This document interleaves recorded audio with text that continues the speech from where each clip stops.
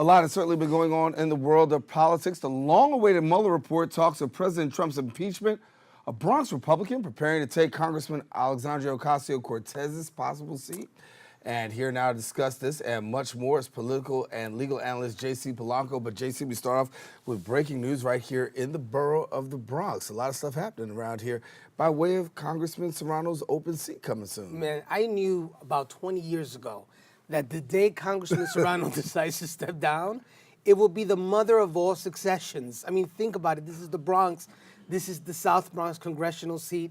This is a seat that's historically been the poorest congressional seat in the country. You have tons of qualified, excited, ambitious politicians that are ready to go to Congress. Many of them who were taken aback last year with AOC's victory, beating the powerful Joe Crowley. Many of them now see themselves as a congressperson, perhaps senator, who knows, maybe president down the road. Right. You know, things happen when people like AOC and Donald Trump win. Everybody thinks they can do it. And now in the Bronx, we're fortunate to have some qualified people. You know, Councilman Diaz has set up a campaign account. Senior, that is. Right. So everybody's not junior, not senior, the borough right. president. You have Councilman Richie Torres has announced. You have, you know, a Bronxnet guest regularly, Jonathan Ortiz has announced. Last night we just got word that Assemblyman Michael Blake is formally announcing his run for Congress. This is an exciting field. I was thinking about running, but then Councilman Diaz Sr. threw in his race, and I realized we're going to have to split the cabbie vote. We have to split the church vote, and then he has more of a Bronxnet fan base than I do. So I had to step back. So that's why we got you here. That's why we got you here. But I think it's going to be exciting when you have Assemblyman Blake with the DNC and connections, and the former President Obama connections. He just ran for public advocate, and then you have the base that Councilman Diaz has. I think, remember, you're running against a guy who has buildings named after him, who has thousands of church congregants.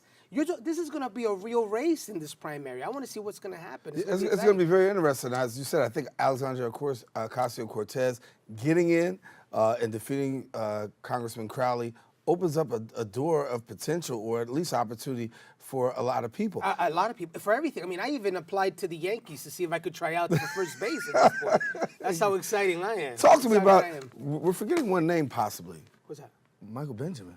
Oh, Michael Benjamin has retired, man. He has gone into former Politicians Anonymous. Yes. And he is not thinking about this. He's excited about being a brand new dad, and he's writing a great deal at the New York Post, and he's living the life. That's why we put it out there, so Michael Benjamin has to call in one day while you're here. We'll be able to get it going. But everybody's literally running. The other news, let's go to national news and talk about the Mueller Report. Yep. Obviously, America finally got a chance to put their hands and get a chance to hear a lot that was said on the Mueller Report. Your take? I think, look, I'm writing a piece right now, an op-ed that I think would be very interesting.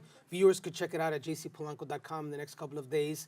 I think, you know, everyone has a hero. I think Robert Mueller is a hero. And like all heroes, Robert Mueller let us down. I mean, my heroes, Toussaint Louverture and Dr. King, they weren't perfect men. They've made mistakes. Robert Mueller made a mistake here. He let the American people down. He had an opportunity here to set the record straight.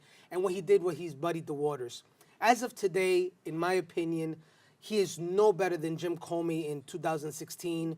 When Jim Comey came out and indicted Hillary Clinton in the court of public opinion, Robert Mueller has indicted the president in the court of public opinion and failed to give us any real direct recommendations in his report.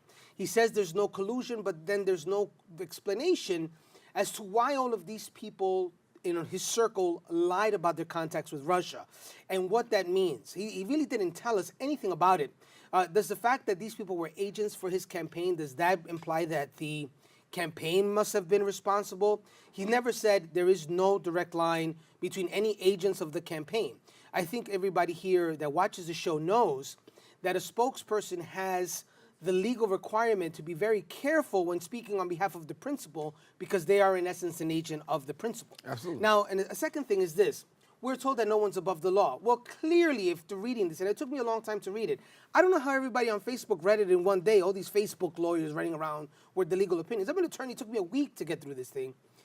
Look, there were about 11 to 12 times where Robert Mueller says these are cases of obstruction of justice. But it is what it is. I mean, you got to tell us what's going on. I'll give you an example. If you tell someone to lie on your behalf, That's obstructing an investigation. Every lawyer in the universe knows that you can obstruct an investigation without there being an underlying crime. I think Mr. Mueller should have said, listen, because he's president of the United States, this is not a question for me to indict him. This is a question for Congress. But the way that this stuff is worded is so muddied, it's so unclear. It leaves it up to whoever to decide, and it's just not fair. He's divided the country further. He could have said, look, these are indictable offenses, but for him being president, which, by the way, for the viewers to know, the DOJ says you cannot indict a sitting president. And I hope everybody knows why. If you had a renegade prosecutor, indicting a sitting president could create a coup d'etat. Yeah. So, there are reasons why we can't indict a sitting president. We leave it up to Congress. But, man, say it. You didn't say it. You indicted the president on the court of public opinion and then said there's nothing you can do and you're not sure. That's not good enough. The president, in all fairness, we didn't see a crime that he committed directly. There is no talk about him having colluded with Russia. So when he says, hey, I'm clear, he's kind of right. And when the Democrats say, no, you're not, there are 11 times here where you've clearly obstructed justice, they're right. So we are in a conundrum. And I think it's time for us to realize Mr. Mueller let us down. Now, was it his responsibility to say that there should have been charges? Absolutely. He had a job to do. He says he should have said these are indictable, but for he was president. Or he's not indictable because these are not crimes and this wasn't an obstruction. But he didn't. He muddied the waters, and it's unfair. So for somebody's out here watching, saying, listen, the Attorney General said... No, the special prosecutor. I mean, special prosecutor. No, Mueller's a special prosecutor, right? Yeah. Then who read the report at Barr. the end? Right, so there we go. Barr says... I'm sorry. That's what... Here we go. Follow me now. I am. Barr says, I'm not indicting, right? I'm not doing that. So is it Mueller's job to say to Barr, listen, this is what needs to be done? Or does Barr just look at the report and say, you know what? He didn't say anything, so since he didn't say anything, this is why I'm not saying anything. Is that how it went? I think, Barr made a mistake, too. And I put Well, Barr Barr is self-appointed, too. No, Barr is appointed, and he wants to please his principal, and I understand. But when you hear what Barr says and when you read the report, there's two different things there. I mean, we clearly get from the report that one of the reasons why there was nothing indictable in the obstruction of justice is because evidence was either destroyed, testimony was never given, Mueller was never able to bring the president down to ask him questions directly. 31 times the president says he doesn't recall in the written questions. There are reasons why he says, and then Barr says, oh, well, there's nothing here. I think that's unfair. I think, look, both Barr and Mueller have really muddied the waters. The American people deserved better. And unfortunately, we're left back in square one. Now the Democrats have a lot of thinking to do. Yeah, well, let me double back to Alexandria Ocasio-Cortez before we cut out. Bronx Republican says that they're going to go ahead and run against her in 2020. Your thoughts? Full disclosure, I am a Bronx Republican, and I think that's... And it's not you, right? It's not. No, it's not going to happen. But it's an impossible seat for Republicans to win. The numbers are just not there. Look, I know you can have the rebirth of Abraham Lincoln. And Abraham Lincoln, as a Republican running in that district against Mickey Mouse, would lose because of the numbers. But look, this is a great opportunity for someone to contest AOC's positions on the economy, on politics, on the future of the American people's aspirations. And I think that you're going to have a lot of money in the race.